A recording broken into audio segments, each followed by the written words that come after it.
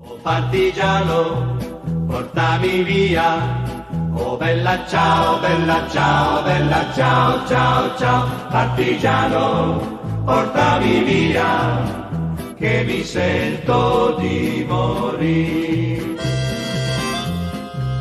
E se io muoio da partigiano, oh bella ciao, bella ciao, bella ciao, ciao, ciao. E se muoio da partigiano, morto per la libertà.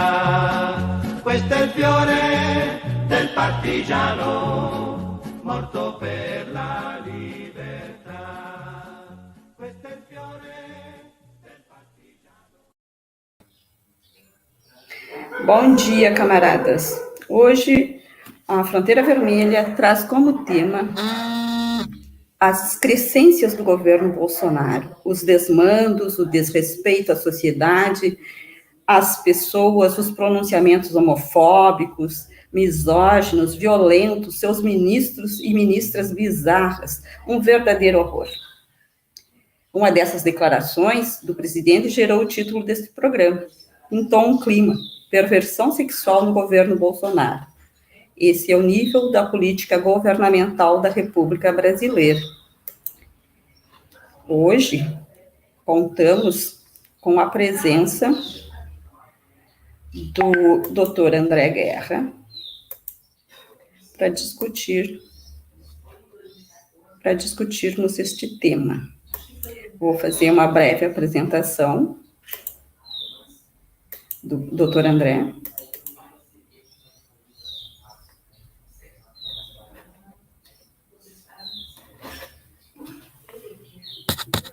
Só um minutinho que deu um probleminha aqui na minha internet. Bom, para entendermos esse fenômeno sociológico, se há saída para esse embrulho, estamos hoje com o André Guerra, doutor André Guerra. Ele é doutor e mestre em Psicologia Social e Institucional pela Universidade Federal do Rio Grande do Sul, psicólogo graduado com ênfase em processos de gestão em saúde mental coletiva pela Universidade Federal do Rio Grande do Sul, pela Universidade de Ciências da Saúde de Porto Alegre. Cursou Comunicação Social com habilitação em jornalismo na URGS, é graduando em Ciências Jurídicas e Sociais, Direito na URGS, é membro da ALETEA, o Núcleo de Estudos e Pesquisa em Psicologia Existencial na Universidade Federal de Ciências da Saúde de Porto Alegre. É responsável pelo serviço de psicologia no Sindicato dos Bancários de Porto Alegre e região.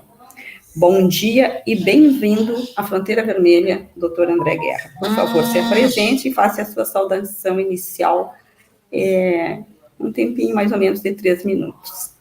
Bom dia, Joana, bom dia a todos que estão assistindo Fronteira Vermelha. Para mim é uma alegria estar aqui na fronteira do nosso estado, levando uma discussão, um debate importante para nós aqui do sul do Brasil, né, Joana? A gente está numa situação bastante desfavorável em relação ao restante do país, principalmente nossos companheiros e companheiras do Norte e do Nordeste. Então, para mim, é uma satisfação estar aqui contigo, com essa tua proposta de levar uma comunicação crítica para a nossa audiência nesse sábado de luta, de muita luta, né?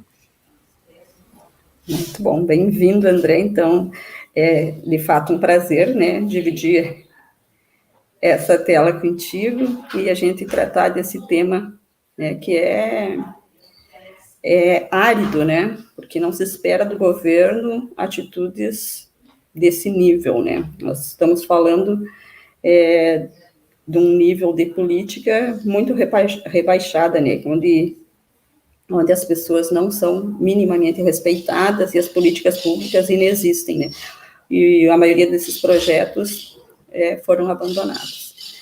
Bom, então, assim, tu é da área de psicologia social, né, se aproxima muito da questão da sociologia, né, e como é que todas essas denúncias que revelam desde perversão sexual, seja nas declarações do Bolsonaro, e nas mais recentes do próprio Bolsonaro e da Damares, né, seja pelas antigas da campanha passada, como o kit gay e a mamadeira de piroca, pelas demonstrações de falta de empatia, quando minimizou o sofrimento das pessoas que perderam entes queridos durante a pandemia, seja na malícia, né, com uma criança numa live onde ele faz umas perguntas absurdas, seja fazendo arminha, né, dizendo que mais de 30 mil se morrerem nas favelas está tudo bem, o ódio, o misógino, né, a comunidade LGBTQIA+. Então, isso é uma sociedade adoecida. Que fenômeno é este?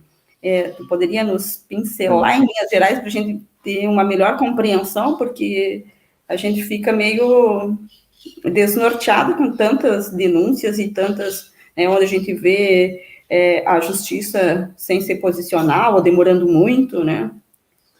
Sabe, Joana, que como tu é professora de história, eu também aproveito assim, para te agradecer como uma nobre profissão, né, que é o que falta no nosso país, é a reflexão histórica, a reflexão crítica.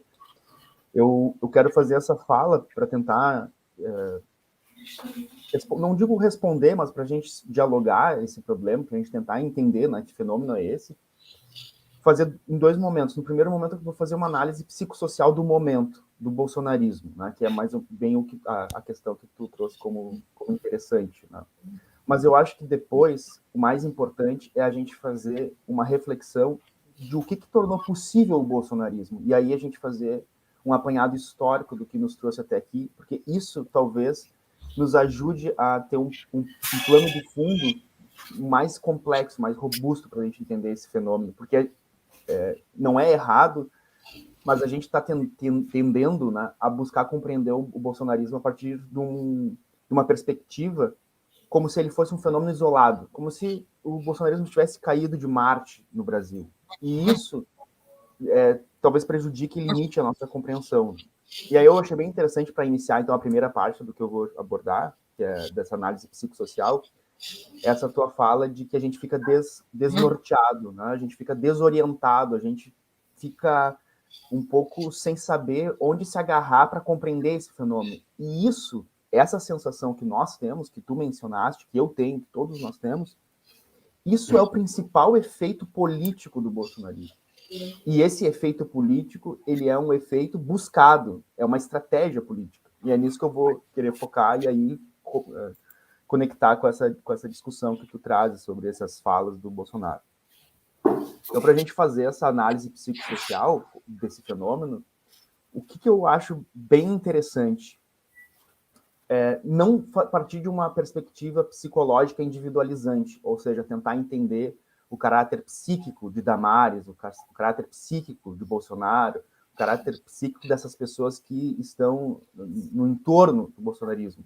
Porque, embora possa haver muitos elementos que pudessem nos dar diagnósticos psíquicos sobre essas pessoas, o mais importante do nosso ponto de vista político, do nosso ponto de vista histórico, do ponto de vista psicossocial, é a gente compreender os efeitos concretos, os efeitos materiais que essas personalidades, independentemente dos seus diagnósticos, os efeitos que elas produzem na realidade, que elas produzem entre nós, dentre os quais essa desorientação da própria militância, da própria esquerda, da própria possibilidade da gente saber como revidar, como reagir, como enfrentar, né? Bom, primeiro ponto. Há no bolsonarismo e nessas falas que são feitas de forma aparentemente aleatórias, em que o Bolsonaro, numa semana, diz que vai dar um golpe, chama o Alexandre de Moraes de covarde, de canalha, e na semana seguinte, no dia seguinte, assina uma carta, chama ele de professor Alexandre de Moraes, defende a Constituição, defende as instituições. O que liga essas duas coisas? A gente pode pensar que o governo Bolsonaro, a política Bolsonaro, a estratégia Bolsonaro, ela é extremamente capacitada, extremamente técnica, extremamente ardilosa. E o grande equívoco nosso é comprar a aparência pela essência. A aparência do bolsonarismo, desde 2018, é algo precário, é algo feito de qualquer jeito, é algo espontâneo. O Bolsonaro é uma pessoa descontrolada, é uma pessoa que não se controla, que não sabe o que fala besteira, Os vídeos são feitos em cenários toscos, as pessoas são toscas, as falas são bizarras, e a gente tenta ver isso, né, como uma... Mas isso é uma horda de seres que estão fazendo coisas de qualquer jeito. Não. Esse é um erro. Tudo é milimetricamente estudado, é tudo muito estrategicamente pensado, e eu diria mais, o bolsonarismo compreende a psicologia de uma forma com alta profundidade. Eles têm um alto nível de sofisticação na compreensão da psicologia das massas, da psicologia da sociedade, da psicologia social. É um governo extremamente técnico, extremamente capacitado. E esse efeito do precário, isso é proposital. O efeito do tosco é proposital. Então, esse é o primeiro ponto para a gente não menosprezar o nosso adversário. Então, primeiro ponto. Qual é a consequência disso? A consequência é que, dentro dessa estratégia política do bolsonarismo, há uma estruturação que a gente poderia chamar de um duplo vínculo esquizofrenizante na sociedade. O que seria isso? Essa aparente contradição constante do governo, de que uma hora diz isso, uma hora diz outra coisa, uma hora fala uma coisa absurda, outra hora fala uma coisa mais absurda ainda, isso é uma estratégia de criar uma dinâmica que vincula a população, vincula a sociedade a dinâmicas que são, inclusive, contraditórias.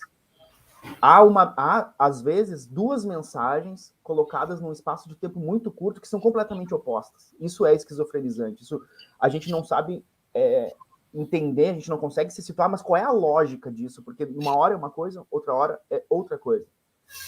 Esse duplo vínculo esquizofrenizante, a gente pode entender ele com uma... Dentre os elementos dele, o mais importante é a relação que o bolsonarismo produz com, em sentido amplo, a lei. Eu acho que, Joana, acho que o teu microfone está aberto. Acho que ele... Ele mandou uma mensagem aqui, eu vi. Esse duplo vínculo, né, esquizofrenizante, a gente pode tentar entender como um elemento central dele, de organização, a relação do bolsonarismo com a lei, mas a lei entendida num sentido bem amplo, não só do sentido jurídico, a lei entendida do sentido como norma, como regras gerais, como regras comuns. E se a gente for analisar todo o processo de solidificação do bolsonarismo no governo, a gente sempre consegue identificar uma relação dupla, um duplo vínculo do bolsonarismo com a lei. Então, vou trazer um exemplo para não ficar tão abstrato a conversa. Por exemplo, quando a gente ouve o discurso do Bolsonaro, uma das partes do discurso do Bolsonaro que segue uma determinada lógica, e que foi, em grande parte, até o que colocou ele no governo, é uma relação de oposição à lei, à regra. Ou seja, eu não estou aqui para construir, fala dele, eu estou aqui para destruir. Eu não estou aqui para criar, eu estou aqui para libertar a população do poder do Estado, da opressão do Estado. Eu estou aqui para desregulamentar, para liberar as costas das pessoas do peso do Estado. Onde que se manifesta isso concretamente na vida das pessoas? Vou acabar com as multas nas estradas. E ele, de fato, fez isso. Durante uma boa parte do governo dele, os pardais foram desligados das estradas, porque pardal era opressão do Estado, que cobrava multa, indústria da multa, etc, etc, etc. Outras regras, inclusive com motoristas ainda, o que não é por acaso. Vejam que já tem uma lógica. Então, pardal, motoristas. Vou aumentar o número de pontos na carteira, para as pessoas não perderem a sua carteira. Então, vou... Mais uma regra. E outras situações em que o Bolsonaro também buscou essa destruição. Né? Então, a lei da liberdade econômica, vamos desregulamentar as relações de trabalho, carteira verde e amarela, então os trabalhadores podem fazer o que quiserem. Por quê? Porque a lei oprime as pessoas, a lei retira a liberdade das pessoas. O Estado, isso tudo que está aí, né? Vamos mudar isso tudo que está aí. Isso aí é um problema. Então a gente tem que destruir o Estado, porque o Estado oprime a liberdade das pessoas. E o mais importante é a liberdade das pessoas. Que as pessoas façam o que quiserem. Então, se a pessoa quer se vacinar, que se vacine. Se não quer, que não se vacine. Não vou autorizar que tenha uma lei que as pessoas tenham que se vacinar, porque a lei, ela ela invade a liberdade das pessoas, ela determina como as pessoas devem ser ou como não devem ser, e quem deve determinar são as próprias pessoas. Então, essa é uma vinculação. E esse é um discurso do Bolsonaro, que está nessa oposição à lei. Por outro lado, o slogan dele é Deus, pátria, família. E aí depois acrescentou a liberdade. Mas Deus, pátria e família é o oposto dessa desregulamentação. Isso é a lei no sentido mais bruto que pode ter. Todos os elementos centrais da lei. Deus, pátria e família. A lei. A lei. E aí começa todo um discurso que vai, aparentemente, em oposição àquele outro discurso. Como, por exemplo, da Damares. Meninas vestem rosa, meninos vestem azul. É lei, é regra. Agora, imaginem para a gente ver como já há aqui uma dinâmica, um duplo vínculo esquizofrenizante. Imagine no governo do Partido dos Trabalhadores que algum ministro chegasse e dissesse assim: a partir de agora nós vamos regulamentar as roupas das crianças. As crianças agora, as lojas, não podem mais vender vestuários masculinos rosas e não podem mais vender vestuários femininos azuis. Imagina a ebulição que se daria nessa tentativa de regrar a forma como as pessoas se vestem, por exemplo. Por quê? Porque isso seria uma invasão na liberdade individual das pessoas. Mas, ao mesmo tempo, da forma como é construído esse discurso, essa ideia de que meninos vestem azul, meninas vestem rosa, essa lei, ela não é vista como opressora, ela é vista o oposto, como libertadora. Mas como é que se concilia esses dois discursos que são absolutamente inconciliáveis? Como é que se constrói essa conciliação? Essa conciliação se constrói a partir de uma ideia que está submetida no discurso bolsonarista de uma dominação autoritária que parte, nós temos que destruir as leis que nós não criamos, que não são nossas, que não são dos nossos interesses, e impor uma lei nossa, a nossa lei, a lei da dominação. Ou seja, é o fim da lei como uma forma de bem comum e o início de uma lei do ditador, a lei daquelas pessoas, daquele grupo que está ali. Só que como é que eu faço para que as pessoas que eu estou estimulando, ao mesmo tempo, odiarem a lei, odiarem o Estado, odiarem as regras civilizatórias, odiarem o bem comum, odiarem a empatia, como é que eu faço essas pessoas que eu estou, ao mesmo tempo, estimulando o ódio contra a coletividade, se submeterem à minha lei? Eu faço isso criando esses discursos bizarros e extremistas que contrastam com a realidade. Então, por exemplo, o discurso da Damares. No momento que a Damares chega e diz assim, que está acontecendo com crianças, que estão arrancando os dentes das crianças, para que as crianças possam... Tu cria uma realidade absolutamente irreal e tão extrema que o custo de tu exigir que as pessoas vistam azul, os meninos, e as meninas vistam rosa, se torna barato. Não, porque, olha só, se a gente sair dessa regra, se a gente começa deixando que as pessoas vistam o que elas querem, quando a gente vê, a gente está criando adultos que são pervertidos. E aí entra a ideia da proposta que tu trazes, né? Onde que entra essa ideia de perversão, num sentido bem simplório aqui? Que os discursos bolsonaristas apoiados nas fake news, eles criam a imagem do perverso como sendo o outro que não se submete à lei, mas não à lei comum que é até então vigente, civilizatória. O perverso é aquele outro que não se submete à lei do ditador. Ou seja, se tu quiser ter liberdade, olha o paradoxo e olha a esquizofrenia. Se tu quiser ser livre, tu tem que ser submisso a Deus, pátria e família. Mas quem é que emula Deus, pátria e família? É o Bolsonaro. Ou seja, se tu quiser ser livre, autônomo, independente, então tu tem que ser escravo, submisso a mim. E aí, com essa lógica, que ela é esquizofrenizante, porque ela não tem lógica, né? Então a gente fica desnorteado, porque não há uma lógica que liga um ponto ao outro. porque a única lógica que tem isso é a dominação. É uma estratégia de dominação pura e simples, que usa, não da racionalidade, mas usa do afeto. Primeiro eu utilizo o ódio contra a lei vigente, né, que está aí, que não fui eu que fiz, e depois estimula a paixão pela lei que não está aí, mas eu que fiz, e depende da tua força, da tua capacidade de derrubar essa lei. E aí tu cria isso, tu cria uma horda de pessoas que buscam, paradoxalmente, de uma forma irracional, a sua liberdade através da escravização. Essa que é a lógica psicossocial que está dentro do bolsonarismo e que produz essa situação que a gente não consegue se orientar, como tu falaste. Né? E aí depois, eu não vou seguir direto, aí a gente vai conversando, aí depois a gente pode tentar abordar alguns pontos históricos de como chegamos até aqui.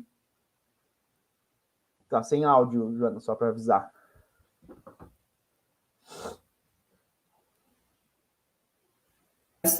Essa linha que a gente está seguindo, acho que é muito boa, porque ela consegue ver a sociedade na questão individual, né?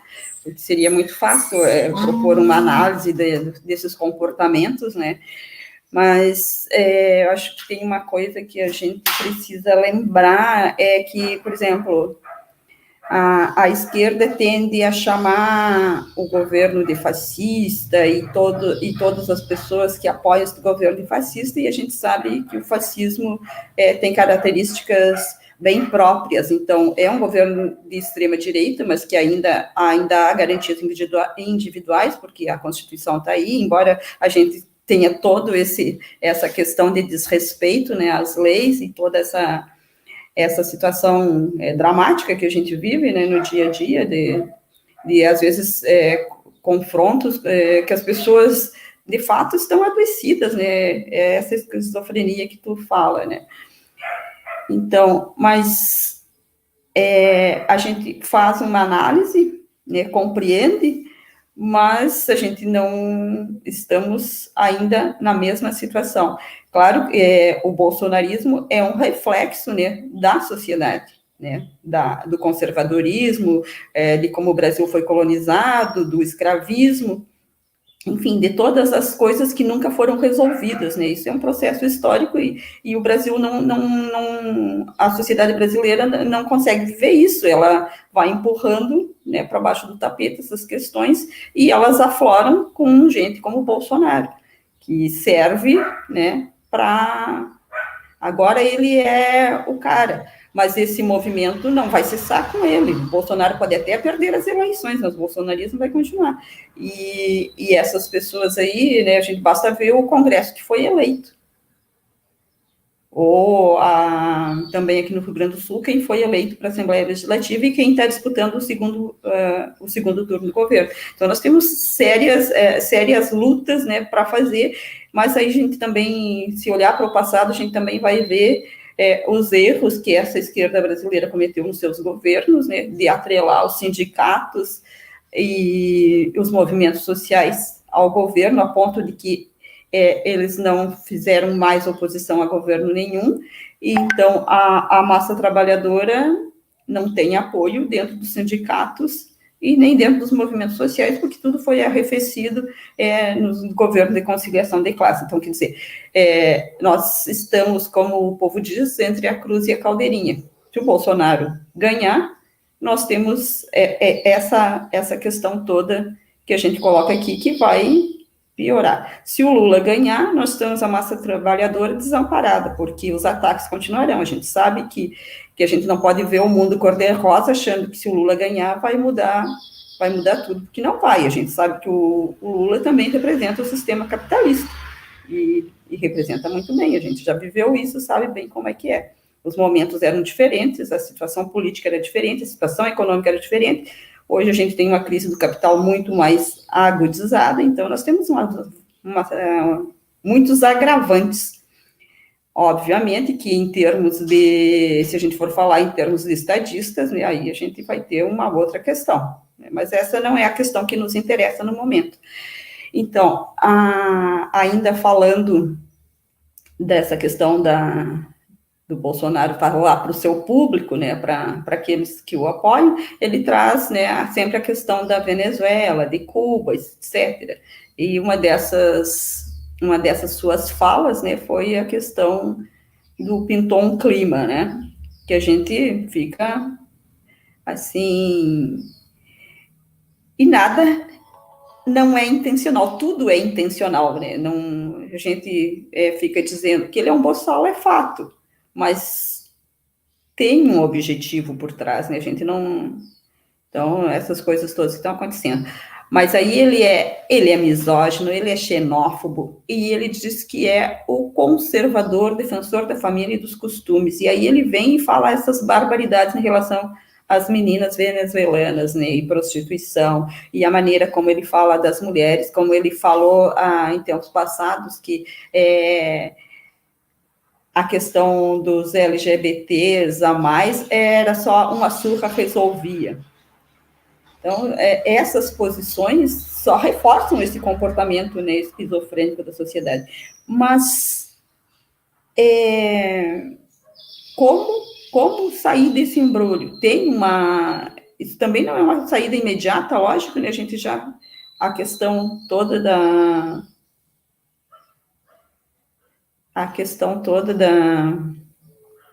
de como as pessoas se comportam, o comportamento social, enfim,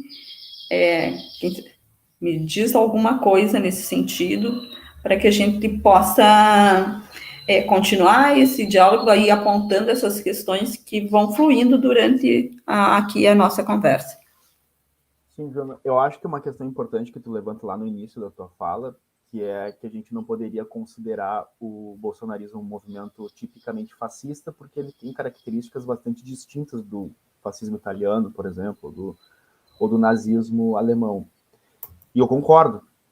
Mas eu também acho que, na verdade, provavelmente seria muito difícil um movimento tipicamente fascista florescer na América Latina, na América, né? Por causa das características da própria conjuntura regional. Né? Acho que seria bem mais difícil que a gente tivesse esse movimento tipicamente fascista. O que a gente pode dizer é que é um movimento, no mínimo, proto-fascista ou com traços fascistas, e que, dentre esses traços fascistas, para mim, o mais importante para a gente compreender esse fenômeno é algo que unifica todos os movimentos totalitários, que é a construção do inimigo especialmente do inimigo interno. Tá?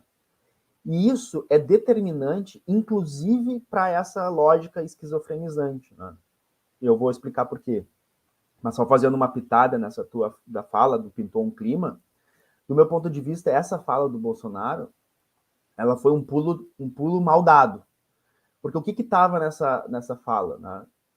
Pensando nessa lógica esquizofrenizante e de que tu precisa criar para te afirmar a tua lei autoritária, tu precisa destruir a lei que não é tua, que tu não tem o domínio. Né? Bom, a Venezuela, ela entra como uma parte desse inimigo, tá? desse fantasma do inimigo. Então, naquela frase, do meu ponto de vista, a tática do Bolsonaro era o seguinte: vocês querem um governo comigo que é livre, ou seja, vocês querem se submeter à minha lei, ou vocês querem continuar se submetendo à lei de Lula, que é a mesma lei de Cuba, que é a mesma lei de Venezuela. E o que vocês querem? Porque eu vou dar para vocês uma palhinha. Olha só o que vai acontecer com as filhas de vocês se vocês votarem no Lula. A filha de vocês, de 12, 13, 14 anos, vai precisar se prostituir para um velho como eu. Então, assim, essa era a lógica da fala dele. Só que ele, como ele é ele, né? A gente tem essa sorte, né? Eu ouvi até em algum meme que a nossa grande sorte é que o Bolsonaro não é mudo, porque senão seria difícil da gente conseguir vencer. Então, como o Bolsonaro é ele não ponderou exatamente naquela hora de falar a construção dessa imagem, mas o que ele estava tentando construir era isso. Se vocês votarem no Lula, a filha de vocês vai ter que se prostituir comigo, com uma pessoa como eu.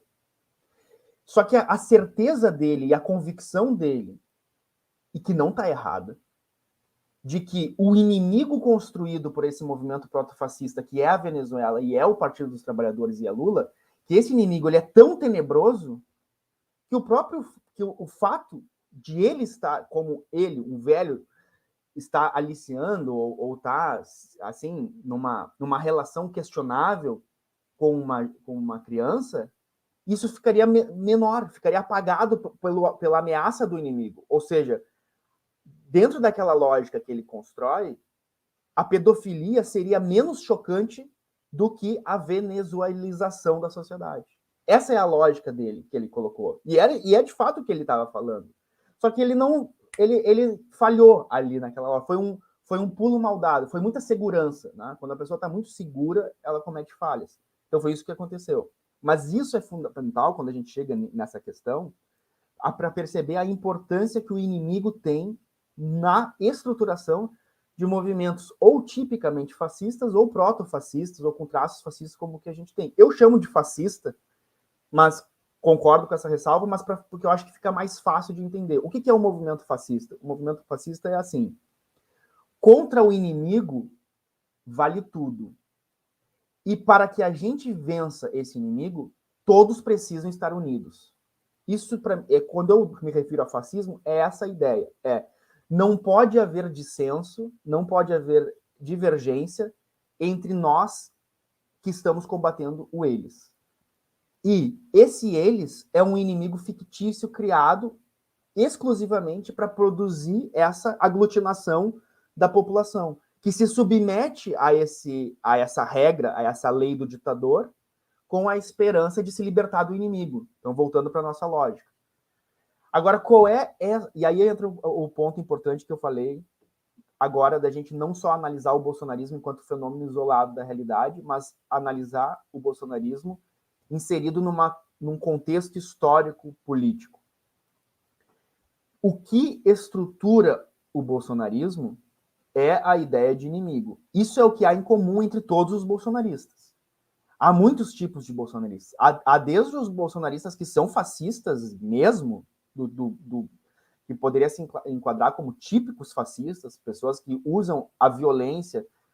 Ontem nós, inclusive, aqui no Rio Grande do Sul, aqui em Porto Alegre, tivemos um deputado estadual eleito, né, o Leonel Hadi, agredido fisicamente por bolsonaristas, né? E aí a gente poderia ali colocar pessoas que estão tangenciando o fascismo típico, né, fascistas típicos. Essa violência política como estratégia de ação política, a violência política como estratégia, a gente tem isso.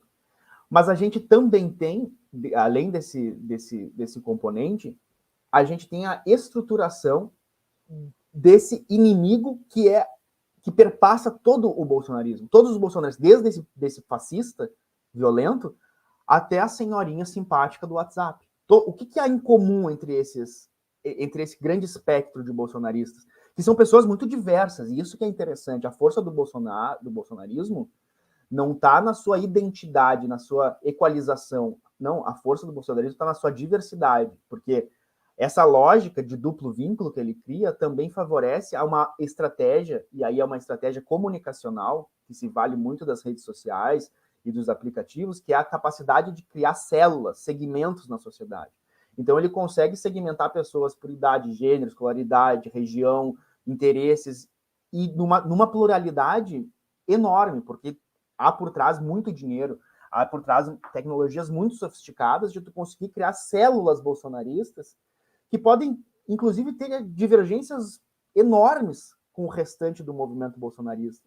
Mas, mesmo assim, para aquela célula, se constitui a sua identidade como uma identidade bolsonarista.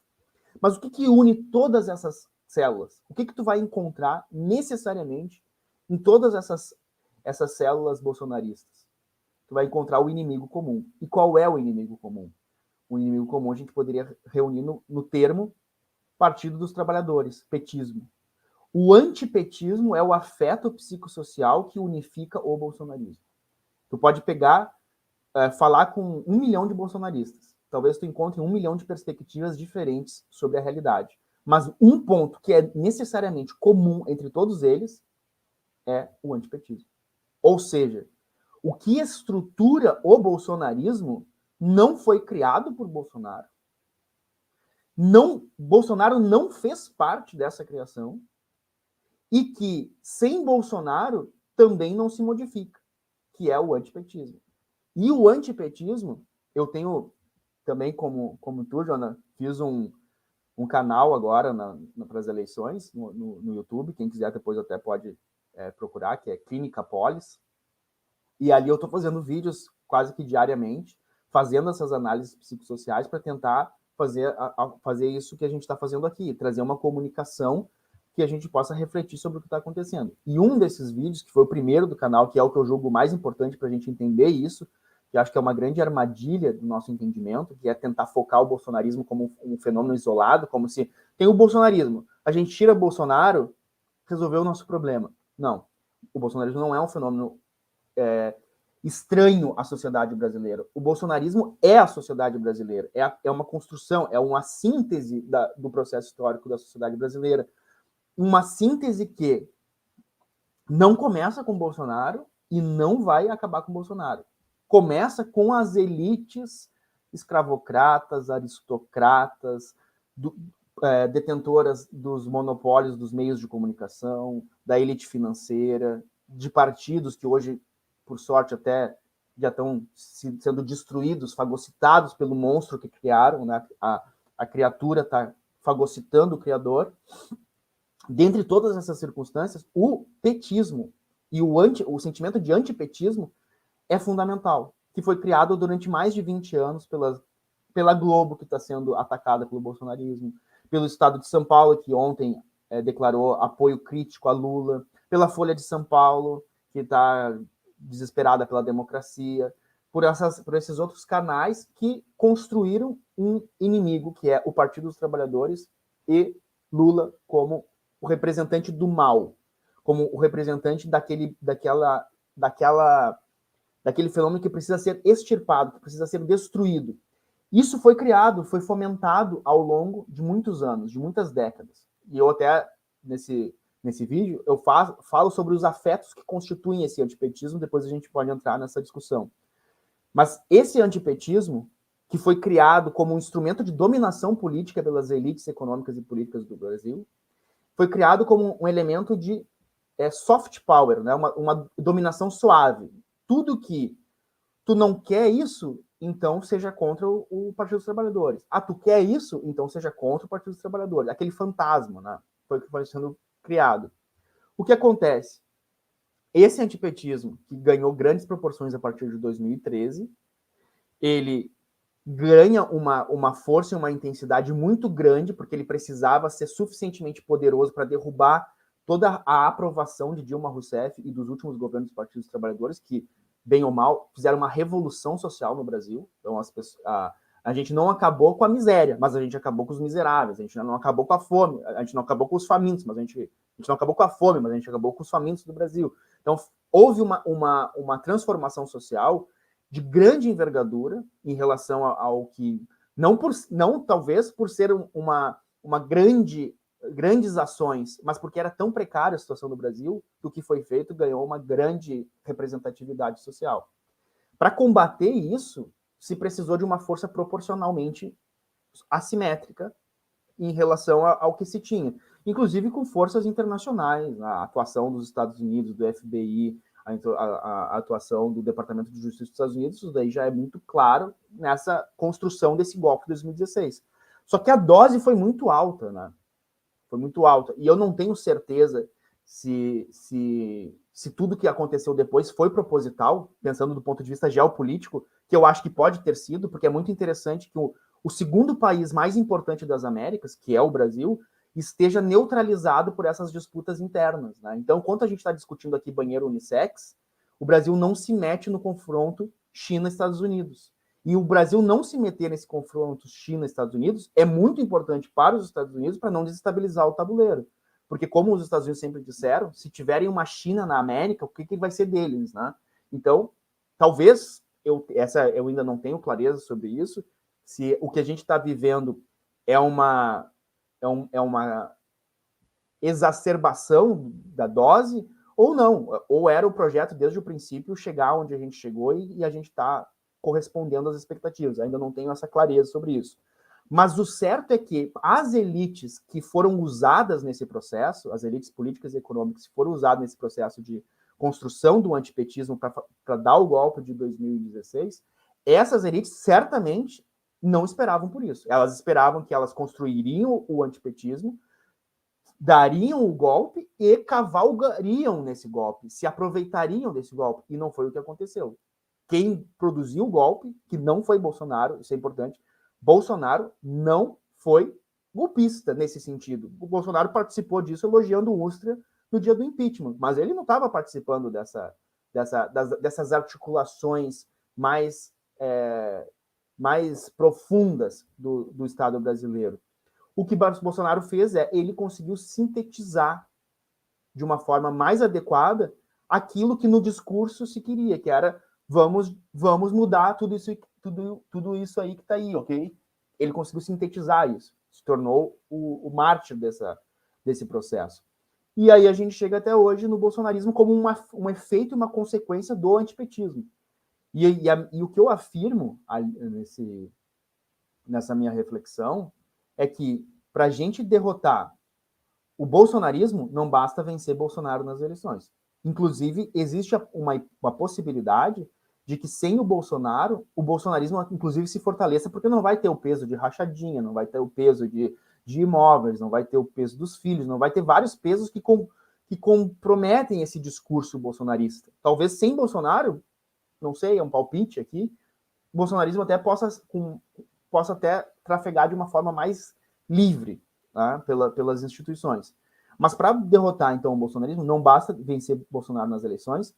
O que é necessário é a derrota do antipetismo, que é o pilar que estrutura o bolsonarismo e é o pilar que estrutura qualquer outro movimento protofascista que pode surgir no Brasil no curto prazo. Né? Então, essa seria esse referencial histórico que eu acho importante para a gente compreender como é que a gente chega do ponto de vista psicossocial onde a gente chegou. Bem, André. Então, assim, antes da gente continuar aqui, eu pedi para o pessoal que curta o nosso canal, se inscreva, né, para que essas lives cheguem a mais pessoas possíveis, né, para ganhar os algoritmos do YouTube. Então, mas o fascismo, né, ele tem características próprias. Essa do inimigo comum nos aproxima, né? Nos aproxima no sentido do momento que a gente está vivendo. Mas não é só isso, tem muito mais. Né? Envolve uma psicologia de massas, e a gente também vê uma psicologia de massas nessa questão do bolsonarismo. Esse movimento aí extremamente conservador, ele só ganhou o nome bolsonarismo porque o Bolsonaro se projetou. Ele conseguiu, num momento, né, do golpe, após o golpe, ele conseguiu se projetar ali, né, e ganhar o poder, chegou lá, e aí ele tem o seu cercadinho. Mas o seu cercadinho não é só aquele que chega ali e fica ouvindo o besterol do Bolsonaro, da Damares, é muito mais amplo, né? A gente vê isso nas nossas próprias famílias, nas nossas redes sociais, entre amigos e amigas, né? E aí a gente fica, às vezes, naquela situação, né? Porque tem uma piada, né, que ilustra, por exemplo, o nazismo, que diz que se tem 10 nazistas sentados numa mesa, você sentar junto, então tem 11.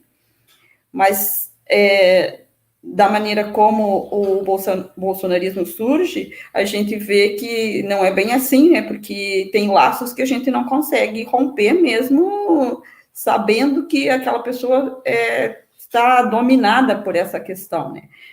Porque não consegue enxergar, por exemplo, o que tem de mais podre nesse governo, que transforma tudo em lodo, né? Por exemplo, o Bolsonaro imitando pessoas doentes na pandemia, a essa sexualização do discurso político, uma baixaria que não tem explicação, né? Imagina o que a Damares falou numa igreja, né? Mas que igreja é essa que aceita esse tipo de comportamento? Porque são conservadores, mas descem no lodo, assim, sem problema nenhum, né? Então, isso, de fato, é uma coisa esquizofrênica mesmo.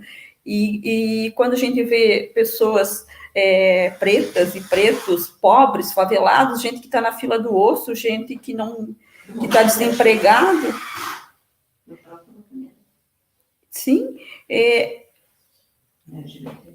dos LGBTs que iam mais, essas pessoas defendendo o Bolsonaro. Então, a gente pensa, a sociedade está mesmo adoecida, chega a ser masoquista, porque são as pessoas que mais sofrem e aonde...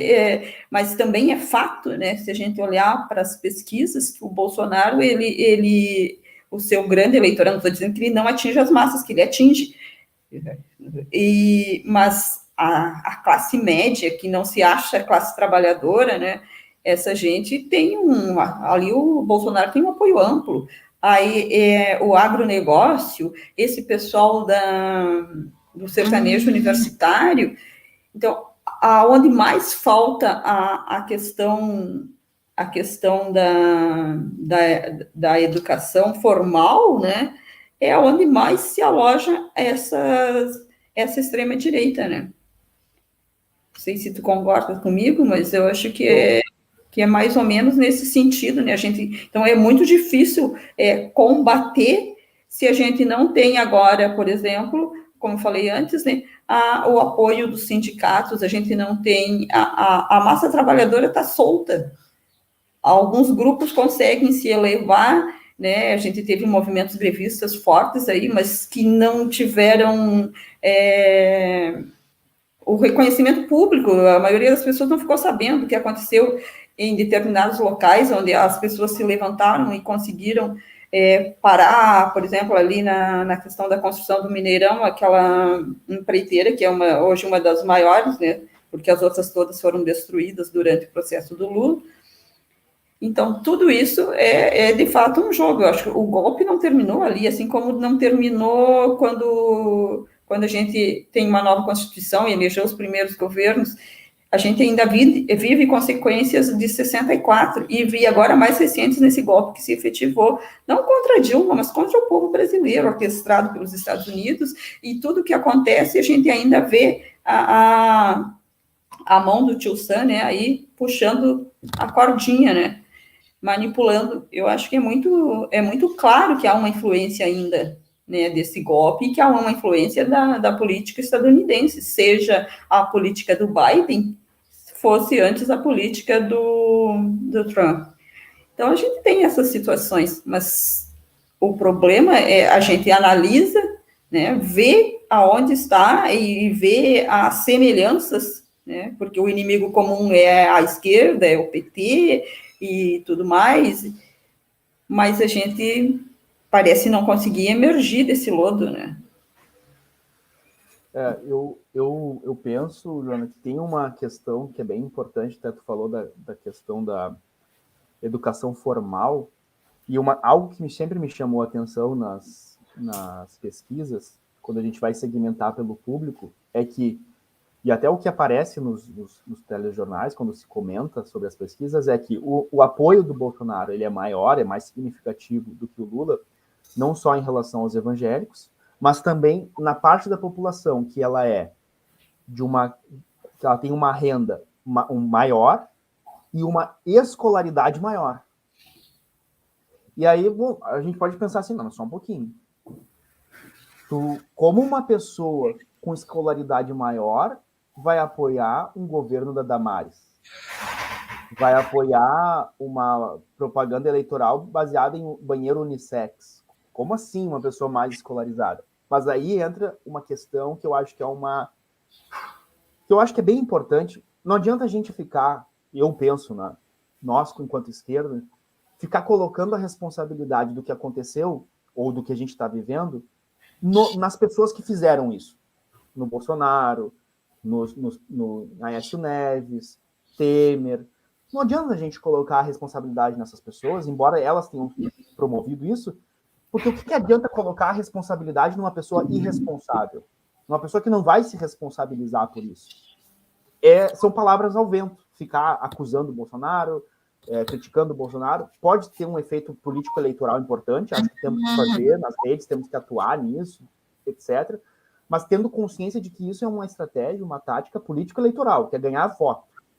Agora, do ponto de vista político, psicossocial, de transformação da realidade, jogar a responsabilidade do que a gente está vivendo nas pessoas que produziram o que a gente está vivendo não produz nenhum efeito concreto. Por exemplo, chamar Bolsonaro de fascista, do meu ponto de vista, é um elogio para ele, em relação a ele próprio. Tu chamar hoje uma pessoa de fascista, a pessoa vai, tá, mas o que é o fascista? O fascista são pessoas que têm ódio e utilizam da violência como arma política. Mas é assim mesmo que eu sou. Para mim, é elogio isso. Dizer, por exemplo, aqui uma colega colocou no comentário, mas a pessoa apoia a tortura. É elogio de chamar uma pessoa dessas de torturador. Então, esse nosso discurso de ficar xingando ou ficar acusando o outro lado, do meu ponto de vista, ele é muito pouco eficaz do ponto de vista político, psicossocial, porque não adianta tu acusar a pessoa do que a pessoa é. A pessoa é, né? A pessoa é. Desculpa te interromper. Não, eu concordo, eu acho que é isso mesmo. É assim como eles nos chamam de comunistas e a gente não se sente ofendido, né? Exatamente. Mas eles acham que é uma grande ofensa chamar as pessoas de comunistas, porque eles não sabem o que é comunismo, né? E se sabem, fazem que não sabem. Mas eu queria chamar a atenção assim, ó, porque, de fato, eu acho que não resolve mesmo a gente ficar acusando, achando os culpados, mas isso faz parte de uma questão muito maior, que é aquela história da culpa, né, que a gente traz conosco de longa data, né, da própria sociedade. Mas, assim, ó, a gente tem que ver, sim, que isso é resultado dos governos de conciliação de classe, que tiraram os movimentos sociais da rua, que tiraram a autonomia dos sindicatos, que atrelaram isso à política, né, aos partidos, e a gente vê muito isso no nosso CEPER sindicato aqui, né. Então, foi retirado da classe trabalhadora esse protagonismo. Então, agora, como que a gente se organiza de novo, né? Como é que a gente organiza essa capacidade de luta da classe trabalhadora quando os nossos organismos estão fortemente contaminados, não pelo bolsonarismo, mas pela conciliação de classe, por tudo que era possível para fazer para estabilizar, né, a política nacional. Então, a meu ver, esse é o grande nó. O bolsonarismo vai continuar e pode ser até mais forte se o Lula vencer, porque, teoricamente, há um maior respeito à democracia, né? Embora essa democracia seja uma democracia burguesa, que não traz nada para a classe trabalhadora, mas traz essa questão, de novo, da conciliação. Então, nós estamos num beco sem saída. Como é que a gente traz essa classe trabalhadora para a luta? Como é que a gente se organiza de novo? Mas era isso que eu ia chegar, inclusive. Desculpa, então. Não, mas eu gostei da tua colocação que é exatamente, tu exemplificou de uma forma muito melhor do que eu estava tentando dizer e não conseguia. Chamar eles de fascista ou torturadores é como chamar a gente de comunistas, exatamente. E a pessoa me chamou de comunista, para eles pode ser uma grande ofensa isso. Mas para mim, até que bom que eu sou comunista, então, né? Que bom que às vezes até tem um conflito de identidade. Mas será que eu sou mesmo comunista? E aí eles me chamam de comunista, eu fico pelo menos mais satisfeito, né?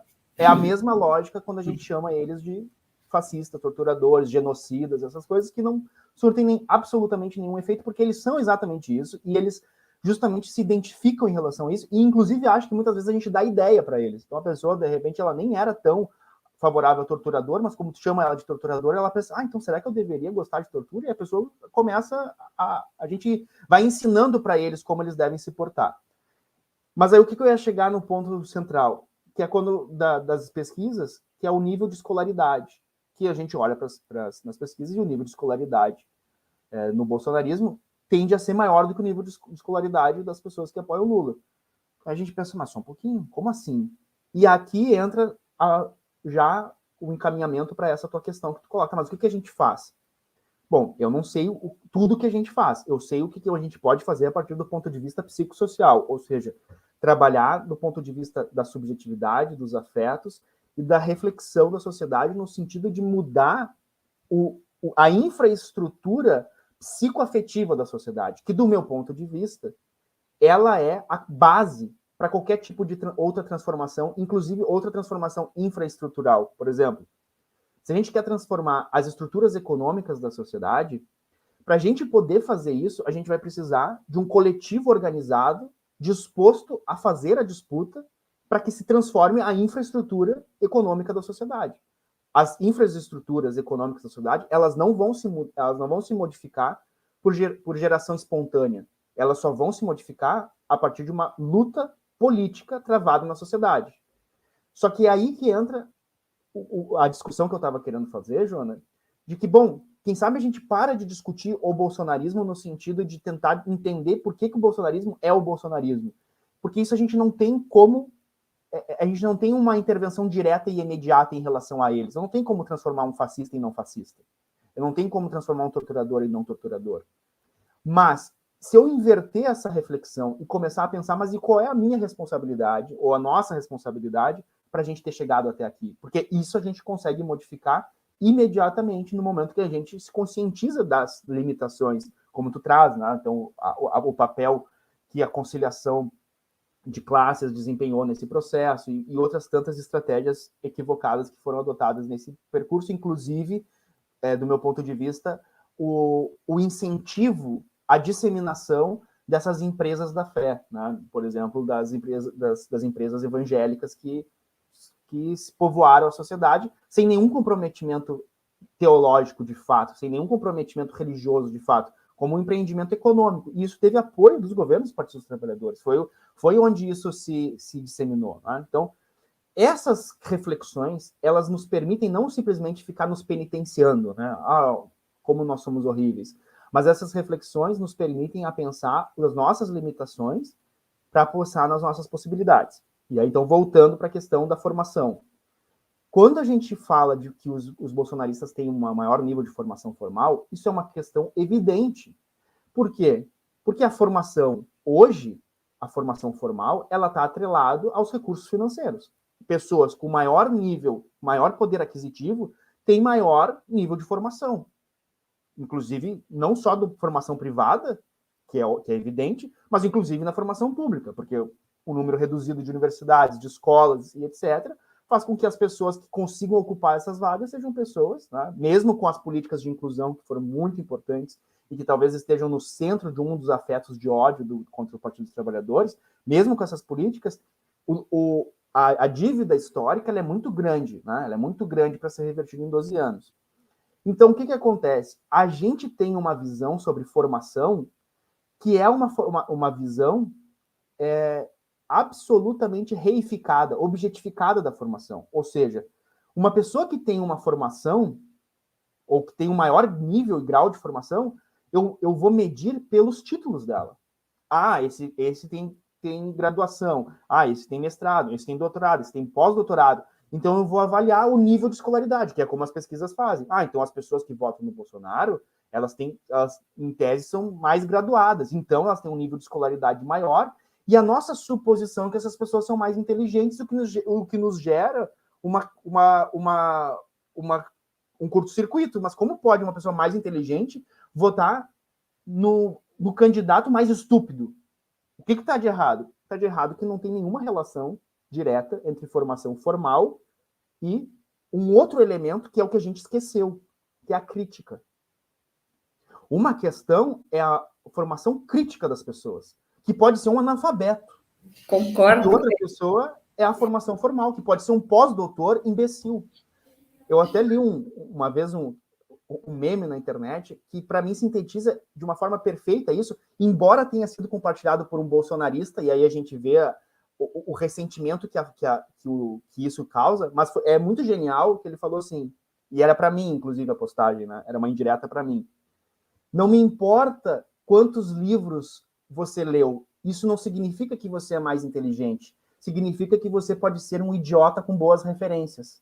E isso, embora tenha sido um bolsonarista que postou, isso é genial para a gente entender a dissociação completa entre formação formal, nível de escolaridade, títulos, com o que mais importa para a formação de uma sociedade, que é a consciência crítica, e que muitas vezes isso não só não é alcançado pela formação formal, escola, faculdade, mestrado, doutorado, como inclusive essas instituições, elas são justamente o que decapitam a capacidade crítica, especialmente com os processos que, de novo, no governo do Partido dos Trabalhadores, que eu ainda não tenho uma opinião completamente formada sobre isso, mas eu acho que foi um grande equívoco, que é utilizar recursos públicos para financiar educação privada, quando, na verdade, tu estava financiando escolas de neoliberalismo para a sociedade como um todo. Então, tu criou uma massa de jovens neoliberais, formados, diplomados, para justamente dar o golpe no Partido dos Trabalhadores. Então, a esquerda, do meu ponto de vista, e eu já encerro aqui, Ana, ela perdeu completamente aquilo que, do meu ponto de vista, é o que distingue a esquerda da direita do ponto de vista psicossocial, que é a crítica intransigente, radical, inconciliável com a realidade existente. É isso. Se perdeu esse compromisso. A esquerda, ela se concilia não só do ponto de vista econômico, ela se concilia do ponto de vista acrítico em relação à realidade. Concordo, André, mas quando eu falei da educação formal, eu falei justamente desse sentido, da questão crítica, né, porque tu pode ser, mesmo as universidades públicas, né, tu tem, falta essa questão, essa formação crítica, essa questão de ver a realidade, de ler a realidade, de compreender para modificar, né, então acho que isso, no meio acadêmico, de uma forma geral, lógico que nas universidades privadas isso é muito maior. Concordo plenamente. Nós estamos chegando no final e eu vou colocar os comentários e as perguntas do público aqui antes da gente fazer esse encerramento. E eu acho que até aqui, olha, tá perfeito. O Wagner, nosso camarada, aqui, ele pergunta: o que justifica a Damares, já eleita, continuar proferindo essas barbáries? É necessidade de continuar alimentando o medo do inimigo ao comunismo? Eu acho que de alguma forma tu até já respondeu. A Lúcia Stenzel, ela diz: podes explicar o papel da mídia na construção desse inimigo e do antipetismo? E deixa eu ver se tem mais alguma nesse sentido. Aqui a Marli faz elogios, né, excelentes reflexões. A Yara coloca um comentário: o bolsonarismo não vai acabar, se o Bolsonaro perder as eleições, temos muitas disputas pela frente. Aí ela diz também que é muito difícil entender tanta gente apoiar uma pessoa que defende a tortura e o ódio. Acha muito bom o debate. A Rosilva também, nossa camarada, daqui de Uruguaiana, quando eu falo o pessoal de Uruguaiana, né, mas tem gente aqui de Porto Alegre, de vários locais. Como que o bolsonarismo usa a educação para prolongar o seu poder. E aí depois nós temos... A Yara diz que concorda plenamente com o que tu fala, e a Rosilva coloca ainda uma outra questão, que aí eu não sei se tu queres que eu passe uma por uma, ou posso passar todas juntas, que as outras duas eu acho que já estavam meio... Eu consigo ver aqui os comentários. Consegue ver? Tá, então nós temos mais duas da Rosilva aqui, e a da Yara, né? Aliás, da Lúcia e a do Wagner. Eu acho que a do Wagner tu meio que já respondeu, pelo menos eu entendo que tu já respondeu quando tu diz. Mas ele diz, a necessidade de continuar alimentando o medo do inimigo, ao comunismo. Então, vamos por aí. E, mais uma vez, eu peço para o pessoal que se inscrevam no canal, curtam, né, comentem, porque isso ajuda a subir os algoritmos no YouTube. E a gente também está lá no Facebook. Queria complementar, Joana, que uma questão importante que tu levantou, né? Eu não queria parecer fazer uma distinção entre as universidades públicas e as privadas, até porque o que eu percebo também dentro das universidades públicas e também nesse mesmo processo é justamente a irresponsabilização dessas universidades, das universidades públicas brasileiras, com o seu próprio papel. Porque hoje, do meu ponto de vista, as universidades públicas, elas abdicaram do papel de ser uma instância crítica da sociedade. Inclusive, nas universidades que eu já circulei por aí, em uma época, havia no site da universidade escrito assim, na universidade pública, preparando profissionais para o mercado de trabalho. Em 2009, governos Lula, universidade criada por Haddad. Eu pensei assim, só um pouquinho, como que uma universidade pública coloca como seu slogan preparando profissionais para o mercado de trabalho. Olha, eu até entendo que uma universidade privada tenha esse como slogan, porque, bom, se a pessoa quer se preparar para o mercado de trabalho e ela tem condições de pagar ou tem alguma bolsa, e ela escolhe uma universidade privada, ótimo. Mas uma universidade pública, ela não pode estar a serviço do mercado. Pelo contrário, a universidade pública ela tem que ser a instância da sociedade que critica o mercado, que pensa que mercado de trabalho é esse, pensa que tipo de profissionais deve haver no mercado de trabalho, e não preparando como uma incubadora de proletários para o mercado de trabalho. Né? Então, a universidade pública, ela perdeu completamente, se dissociou completamente da sua responsabilidade de justamente fazer isso que eu estou dizendo, que é a crítica é a essência, a soberania, a autonomia de uma nação. Uma nação que não é crítica, ela não é soberana, ela não é autônoma, ela não é livre, ela é submissa.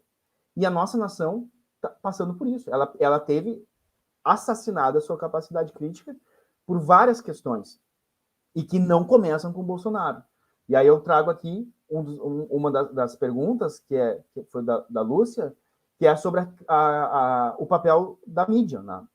Os meios de comunicação, que é outro elemento que a esquerda abandonou a sua discussão, se é que um dia no Brasil teve essa discussão tão forte, que é o papel que os meios de comunicação, que é o papel que a ideologia desempenha na condução dos movimentos políticos. Ou seja, os meios de comunicação no Brasil, as concessões de rádio e televisão especialmente, ou seja, concessões públicas, é nossa, as cadeias de rádio e de televisão é da sociedade. E hoje, essas cadeias públicas, essas concessões públicas, elas são povoadas por canais religiosos, são povoadas por canais que passam o dia inteiro fomentando, estimulando a violência, a agressividade, a violação dos direitos humanos. Ou seja, a nossa televisão aberta e as nossas rádios abertos, embora ainda exista o poder emergente das novas redes sociais, das novas tecnologias, os nossos rádios e as nossas televisões, que são concessões públicas, que deveriam estar a serviço da sociedade, da soberania da sociedade e da construção de uma subjetividade que seja digna para o povo brasileiro, essas instituições, elas operam e funcionam como grandes universidades a céu aberto. O nosso povo, a nossa população, ela é formada em tempo integral. Existe no Brasil escola em tempo integral. A escola em tempo integral no Brasil é formada pelo conglomerado, pelos monopólios das rádios e das televisões. Então, um estudante, né, os teus alunos, eles entram na aula às 7 da manhã e saem ao meio-dia. Mas antes de chegar na aula, ele já ouviu o rádio. E depois do meio-dia até a meia-noite, quando ele ficar acordado, ele vai ficar vendo rádio e televisão. E aí tu vai comparar o que ele aprende nos 50 minutos da tua aula de história, que é uma reflexão sobre a história do mundo inteiro, da história da humanidade, ele aprende em 50 minutos. Mas a interpretação histórica dos fatos que está circundando a realidade imediata dele, Lula é ladrão ou não é, ele fica 8 horas, 12 horas sendo formado pelas rádios e pelas televisões. E aí a pergunta, mas como pode os alunos da Joana serem bolsonaristas? Mas é óbvio, a Joana tem 50 minutos de participação na formação desse sujeito. Enquanto a Jovem Pan, a Record, o SBT, e fora os canais bolsonaristas, têm contato, a formação com esse aluno, não só em tempo integral, em tempo total. Enquanto esse aluno está acordado, está consciente, ele está sendo formado para justamente integrar essa sociedade, integrar esse movimento fascista que a gente vive. E onde está os sindicatos, onde está a esquerda, as universidades, se colocando terminantemente contra isso? Não estão. Não entendem a mídia como um processo de formação política ininterrupto, pago com dinheiro público, pago com propaganda, pago com os nossos impostos que os liberais odeiam. Né? Então, esse é o primeiro ponto, o papel da mídia. E aí, conectando isso, a pergunta do Wagner, mas o que a Damares, o que justifica que a Damares, já eleita, continua fazendo essas barbaridades? O bolsonarismo, e outro reconhecimento que a gente tem que fazer, o bolsonarismo ele é um movimento social. O bolsonarismo ele não é simplesmente uma uma corrente político-partidária como nós temos. A gente tem corrente político-partidária, que é o crachá. Qual é o teu crachá? Meu crachá é esse. O bolsonarismo não. Ele é um movimento social. Ele é um movimento social. Então, o que a Damares está fazendo, ela não está disputando um cargo de senadora. O que a Damares está fazendo é disputando a construção psicossocial do Brasil. Então, ela não vê o objetivo da vida dela ser senadora como muitos dos nossos políticos veem. Ah, eu quero ganhar o meu cargo lá e vou ficar ali fazendo discurso. Não. A Damares, ela está indo para o Senado porque lá ela vai ter uma condição mais favorável de participar da construção do movimento bolsonarista. Assim como muitos outros bolsonaristas. Eles têm essa compreensão, e tanto têm essa compreensão que eles utilizam esses mecanismos midiáticos, essas novas tecnologias, para fazer isso. Eles entendem, a extrema-direita entendem que o processo político, a variável determinante do processo político é a ideologia, é a consciência. Eles entendem isso, eles sabem disso. Eles sabem que para ti ter uma vitória política, tu precisa, antes de mais nada, ter uma vitória psíquica, psicossocial, psicopolítica. Eles entendem isso e eles operam com isso muito bem. E a gente ainda está no campo do discurso, no campo das práticas que são muito impotentes e que estão perdendo completamente a conexão com a sociedade. A tal ponto que hoje o antissistema, o crítico, o radical, não é o Lula. O Lula é o estadista, é o cara sério, é o cara ponderado, é o cara que tem boa entrada nos Estados Unidos, boa entrada na França, na Europa. O antissistema, o cara que é fora do sistema, é o cara que está 28 anos no Congresso, que tem o filho 1, o 2, o 3 e o 4 na política, que tem... ele é o caçador de marajás 2.0. Esse cara é o antissistema. O metalúrgico, o sindicalista, esse não, esse é do sistema. Então a gente está sendo cercado por essa dinâmica de desorientação do bolsonarismo e eles estão ganhando terreno em relação a isso. Né? A outra questão que se colocou aqui, deixa eu ver, era da Rô, né? Não, deixa eu ver se tinha mais uma. Era do Wagner, da Lúcia, deixa eu ver se tinha mais uma questão. Acho que não tinha, né? Tem a da Rô. A da Rô aqui, só encerra com a da Rô, porque depois tem um gracejo de alguém aqui. Tá. A Rô tem como o bolsonarismo usa a educação para dar o seu poder, e depois ela tem uma outra, é a última. Tá. Eu falei já um pouco sobre essa educação, porque a educação, a gente ainda vê a educação como um processo formal de acúmulo de conhecimento e informação. Essa é a nossa lógica de educação. O bolsonarismo tem uma lógica correta de educação. A educação não é simplesmente tudo depois... Paulo Freire já falava isso. Não é uma educação bancária, tu não está colocando informação e conhecimento. A educação, ela é a formação, a formatação de um modo de vida. Então, como é que tu forma uma pessoa? Como é que tu educa uma pessoa? Tu não educa uma pessoa transmitindo informações para essa pessoa. Tu educa uma pessoa a partir do momento em que tu acompanha ela numa forma de se relacionar com o mundo. No momento que tu produz uma forma de relação com o mundo. E essas bolhas bolsonaristas, o que elas fazem? Elas fazem uma educação de uma forma acrítica, dominadora, mas que colocam as pessoas... colocam para as pessoas uma forma de se relacionar com o mundo. Elas se tornam um sujeito do mundo a partir de determinado ponto de vista. E aí, isso é algo que a gente perdeu a mão. Então, a gente não tem mais essa formação do ponto de vista existencial, do ponto de vista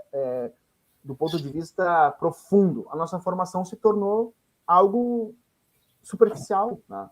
A gente não consegue transmitir para as pessoas aquilo que é o essencial da formação da educação de esquerda, que é a crítica intransigente e a crítica radical, a autonomia, que a pessoa possa refletir criticamente sobre a sua realidade, sobre o seu mundo, refletir criticamente sobre si. A gente perdeu isso. Onde é que está essa discussão? Uma questão que eu falo, né, Joana? Onde está, e no meu canal até criei uma playlist sobre isso, onde está no mundo hoje, do século XXI, em que a gente passa 24 horas do nosso dia envolto em telas, da televisão, do celular, do computador, do iPad, do não sei o quê, do smartwatch, desse mundo de telas que a gente vive. Onde está na escola, na pré-escola, no jardim, a disciplina de educação midiática, de autodefesa midiática? Onde está essa disciplina? Existe alguma disciplina mais importante para o cidadão do século XXI do que a capacidade de interpretar, de ler de forma crítica os conteúdos simbólicos que transitam para a mídia? Não existe. Não existe uma disciplina mais importante do que essa. Porque essa disciplina é a base de tudo. Se tu não tiver uma pessoa que tenha a capacidade de ler, uma alfabetização midiática, se tu não alfabetizar as pessoas mediaticamente, tu vai ter cidadãos que vão usar o seu direito conquistado com muito sangue para votar, eles vão votar por causa do banheiro unissex, por causa de uma bandeira de piroca, por causa do comunismo, eles vão votar por causa disso. Então, onde é que está a capacidade de cidadania se não existe uma alfabetização midiática? Não existe isso. Não existe isso no Brasil. E quem é que vai levantar essa discussão? É o Silvio Santos? São os Marinho? São os Mesquita?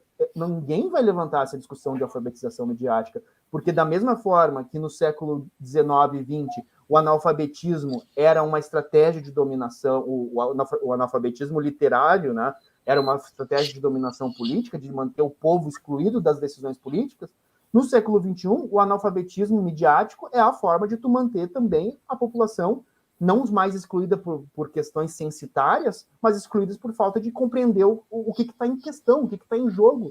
O que está em jogo no Brasil hoje, nessa eleição? O que está em jogo? É um banheiro unissex ou é a posição que o Brasil vai ocupar no espaço geopolítico mundial nos próximos 10 anos, quando provavelmente pode eclodir uma terceira guerra mundial?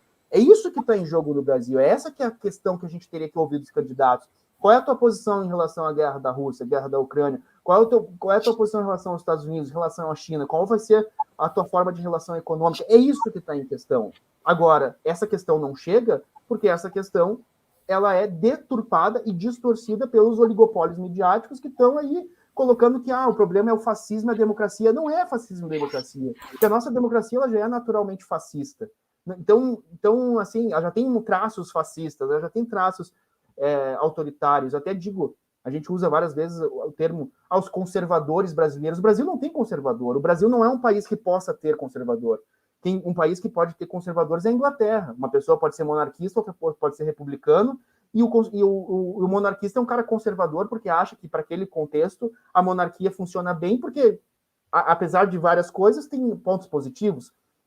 No Brasil, ser conservador é conservar o quê?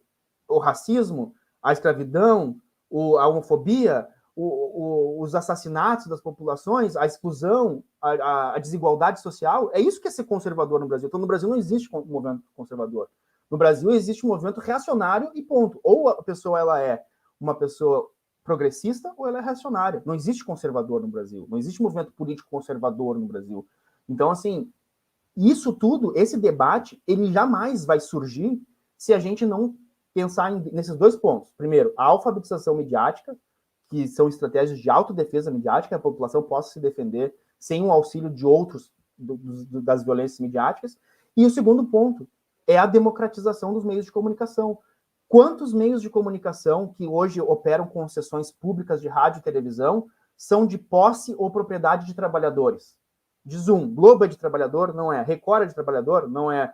SBT, Rede Vida, Jovem Pan, algum desses é de trabalhador? Nenhum. E aí, como é que a gente vai ter uma consciência política crítica de trabalhadores na sociedade se a universidade a céu aberto, que todos nós somos atravessados, é uma universidade do capital, é uma universidade dos exploradores? E onde é que está essa discussão de que não existe elemento mais importante para a saúde da nossa sociedade, para a saúde mental da nossa sociedade, do que acabar com o veneno que é essa comunicação? A gente é intoxicado pela comunicação que a gente recebe, não só não estou nem entrando no WhatsApp, é uma coisa ainda pré-histórica, do século XX eu estou falando, que é a intoxicação dos rádios e das televisões de concessões públicas. Onde é que está esse debate? Não existe. Não sei como é aí em Uruguaiana, aqui em Porto Alegre, as rádios, é uma vergonha, é o nazifascismo explícito.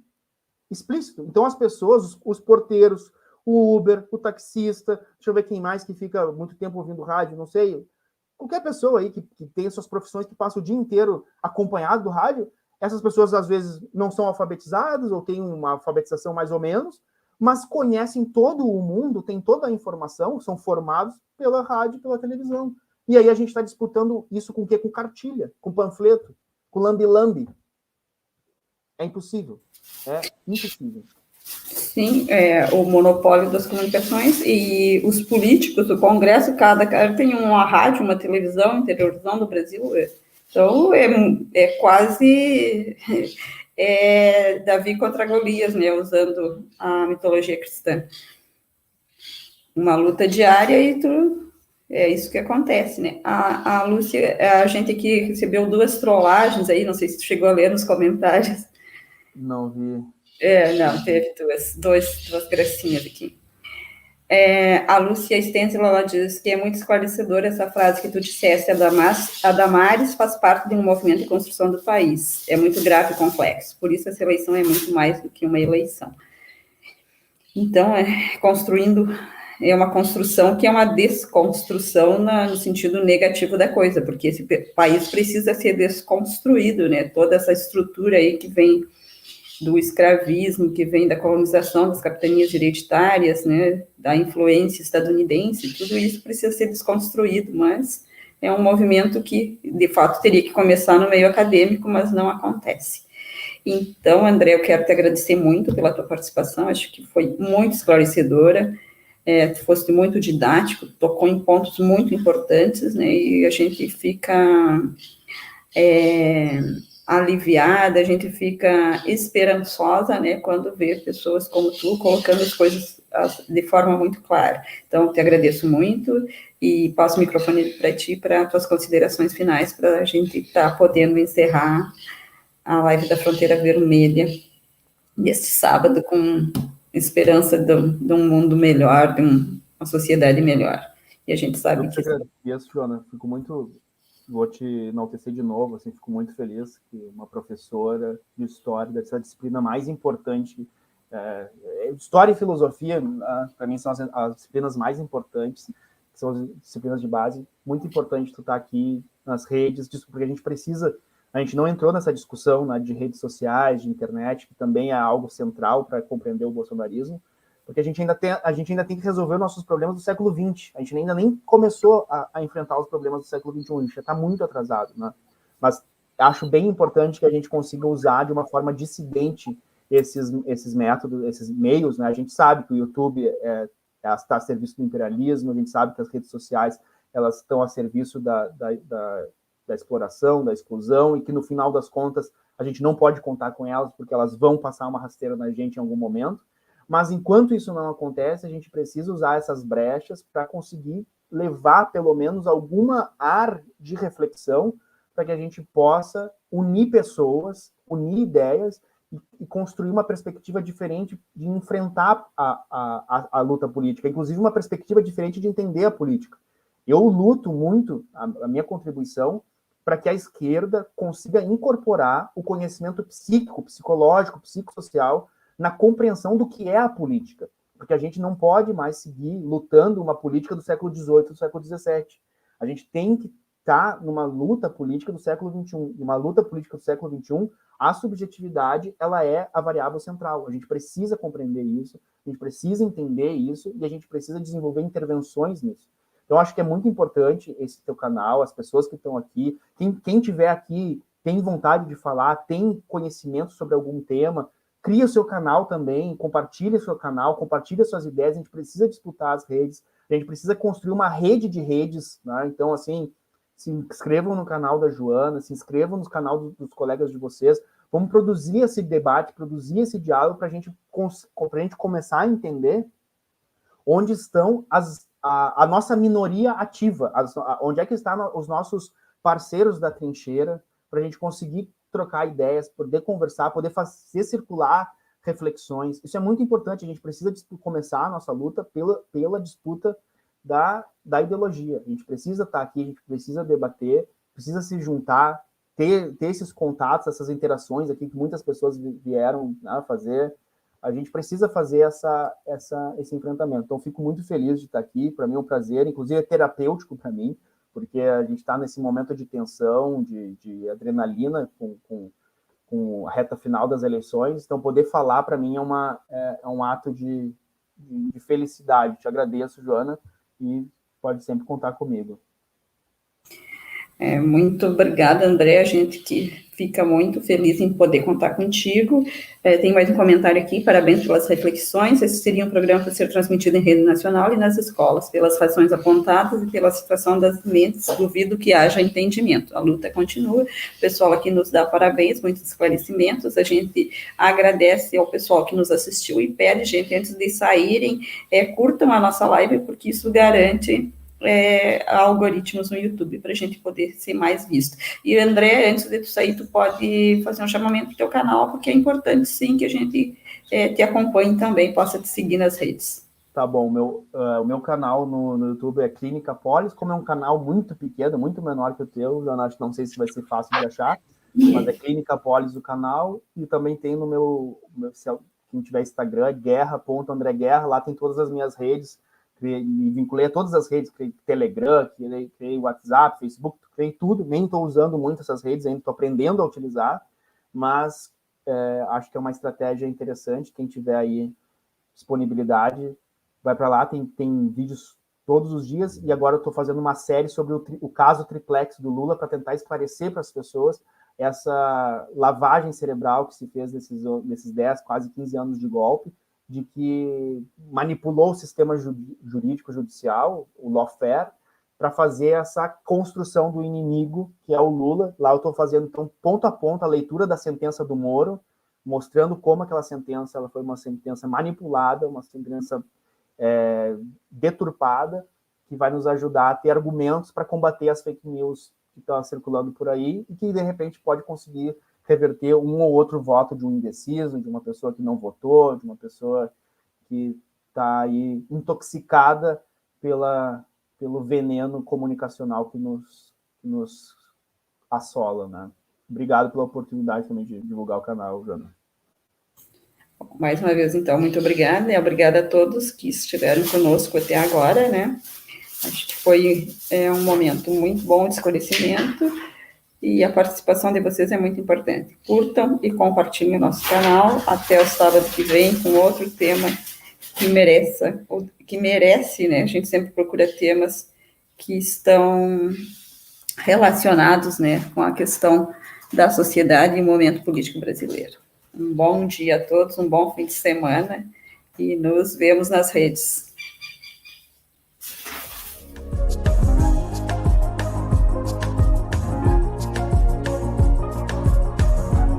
E eu acho que eu falei com o microfone fechado.